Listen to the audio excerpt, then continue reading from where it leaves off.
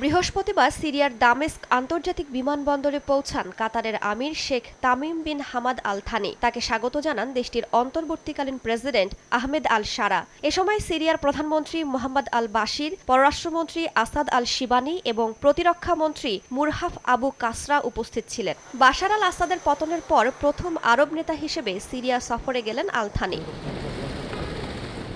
দামেস্কে পৌঁছে আহমেদ আল শারার সঙ্গে বৈঠক করেন কাতারের আমির। এ সময় সিরিয়া পুনর্গঠন, দেশটিতে স্থিতিশীলতা বজায় রাখা, উন্নয়ন ও সমৃদ্ধির লক্ষ্যে অন্তর্ভুক্তিমূলক সরকার গঠনের ওপর আল থানি জোর দেন বলে জানান দেশটির পররাষ্ট্র মন্ত্রণালয়ের মুখপাত্র।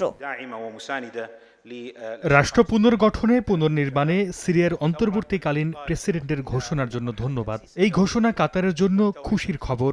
সিরিয়ার মানুষকে সমর্থন ও সহযোগিতায় সবসময় সহায়তা করবে কাতার।